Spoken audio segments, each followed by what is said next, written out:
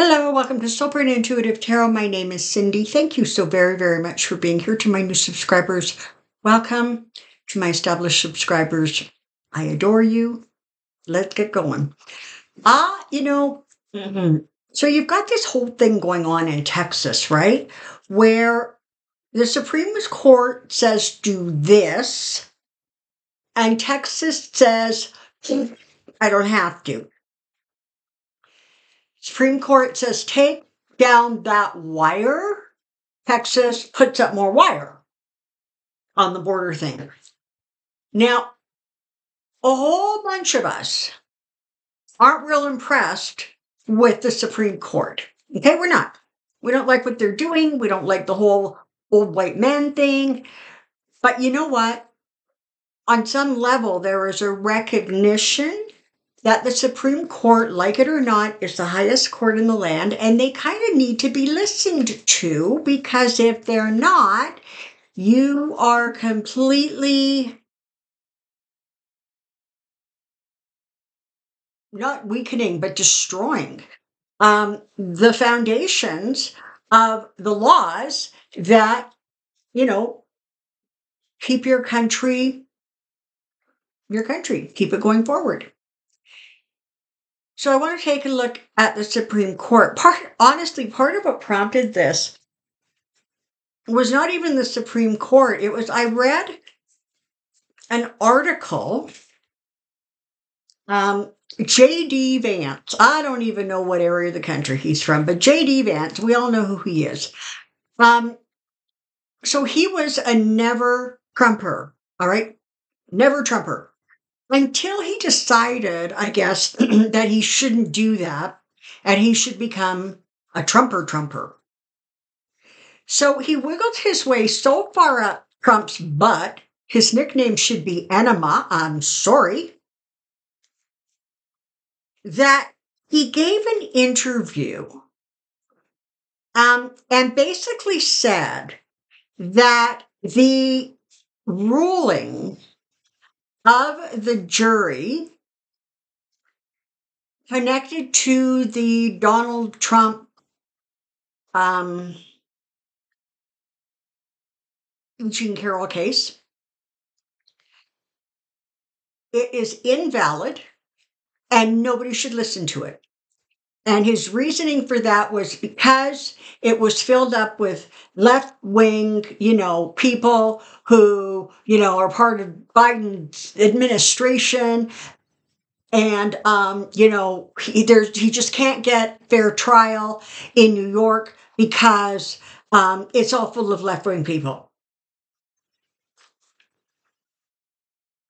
So between that and the border, it made me wonder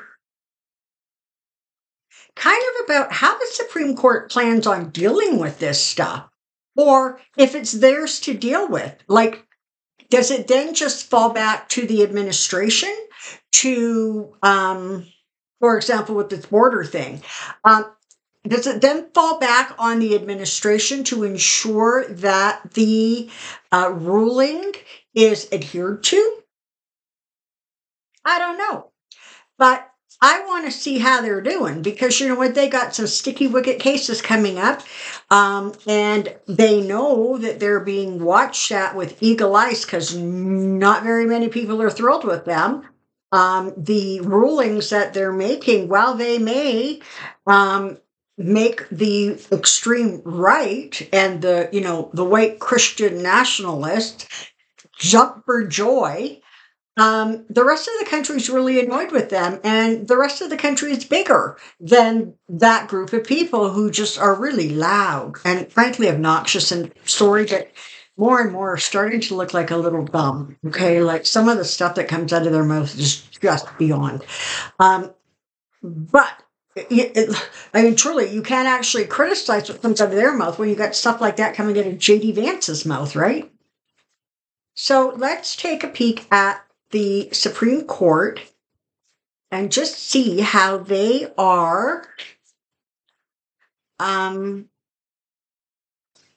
doing with this sort of really significant pushback. There's also, and I'm not sure where it is, but maps that are needing to be redrawn, and the state's just going, yeah, no, I don't want to, I don't like that, and we're not going to do it.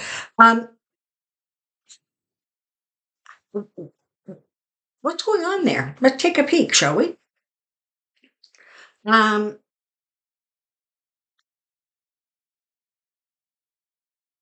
Supreme Court ignoring. Supreme Court ignored judgment. Supreme Court ignored judgment. Supreme Court ignored judgment. And I don't think that the Supreme Court actually issues judgments. I think they issue rulings or opinions, but we're not going to quibble here. All right, here we go.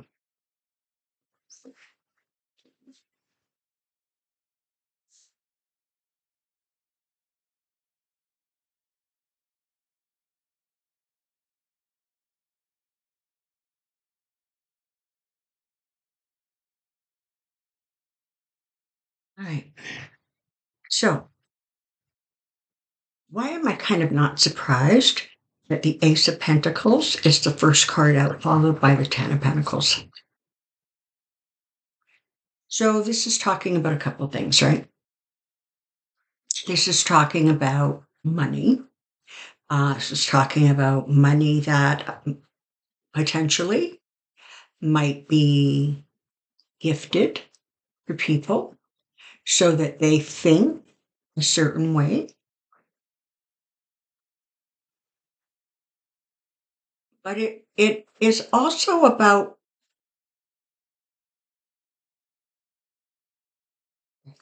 the money that they make. All right. And I'm not talking about the wages that they get from the federal government or whoever pays their wages. I'm talking about the money that they make from speaking engagements and, lecture series, whatever the heck they do. It feels like in some ways, unless they are going more and more and more and become more and more entrenched literally in the right wing, it feels like actually some of that may be starting to dry up because they don't like being questioned, and people are starting to question them.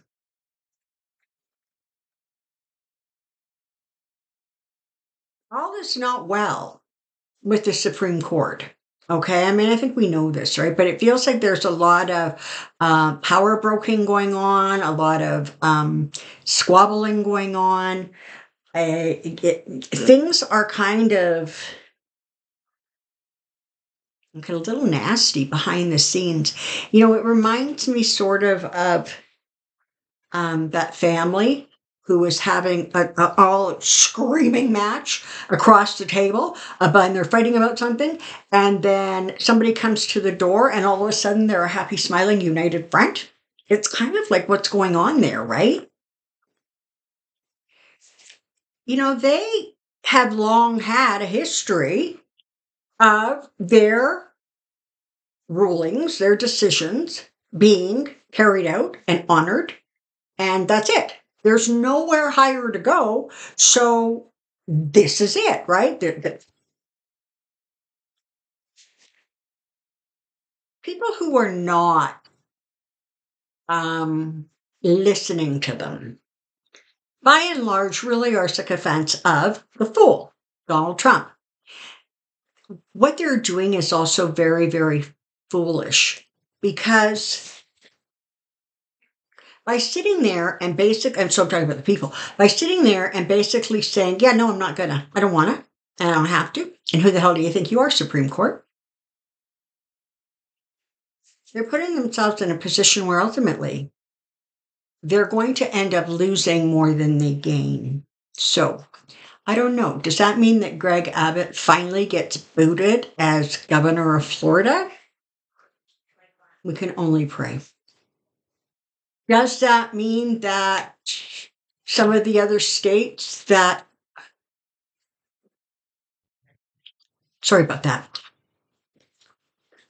The districts that they don't want redrawn now, some of these are in deep red states. But we have to remember that even those deep red states are not as deep red as I don't know, I guess as they were, there's a lot of blue in some of those deep red states. So it definitely feels like ultimately there's going to be some significant losses as a result of that. Now, in some ways,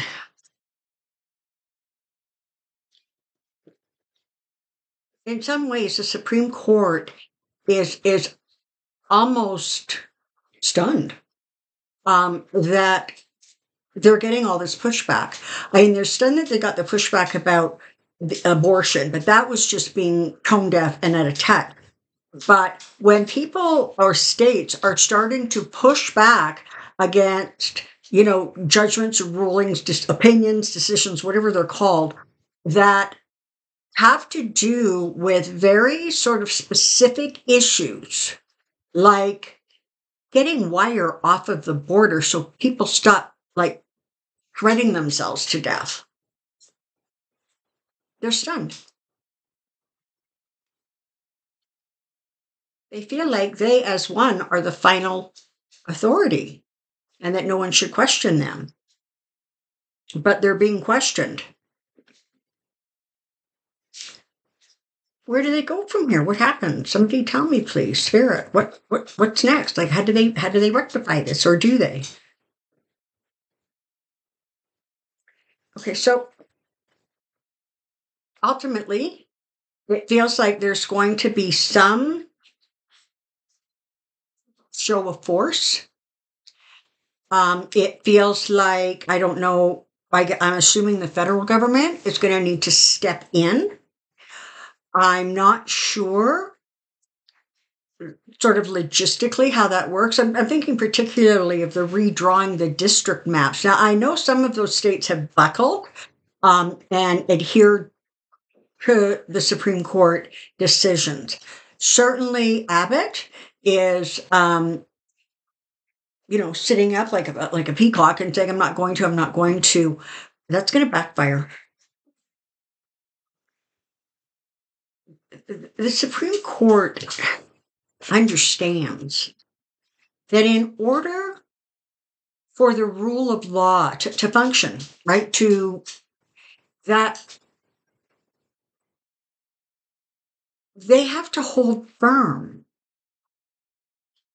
And they're starting, a little slow, but they're starting to recognize that perhaps that might be a hard lift. It just might be a hard lift for them. The world. Interesting. So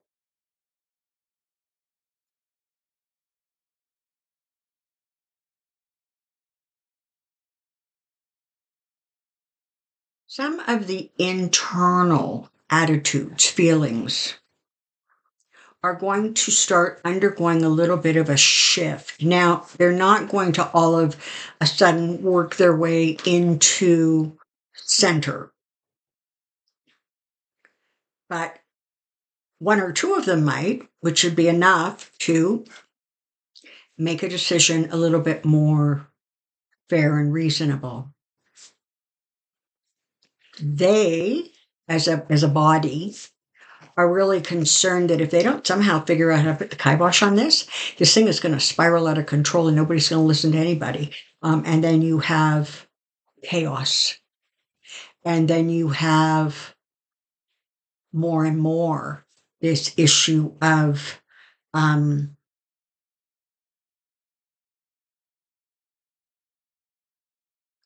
of needing to protect themselves. The need to they don't want people to pivot and go into this direction of we need a strong man, we need to hell with the court, we're just going to have like one supreme ruler, because there are people who are thinking that way. Listen, this is the thing. Ultimately, the Supreme Court are going to go through some really hard knocks. That does not mean that these rulings or these decisions are not going to be adhered to. Ultimately, they will be, because ultimately that is the power and the force. And ultimately, the court must prevail. That's going to take some hard work.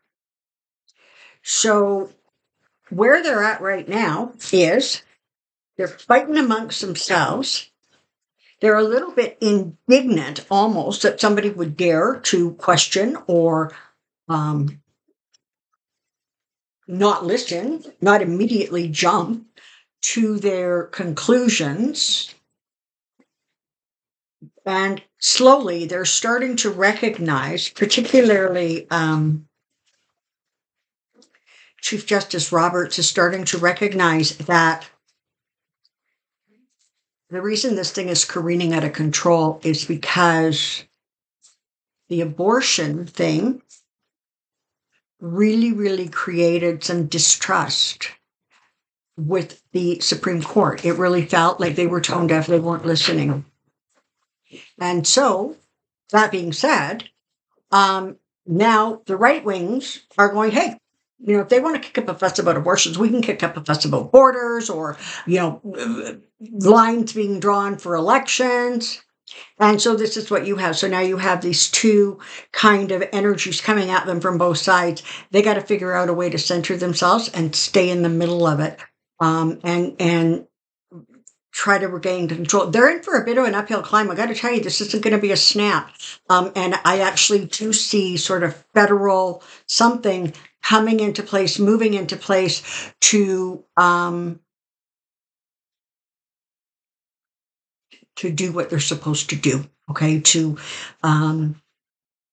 ensure that the rulings are honored and done.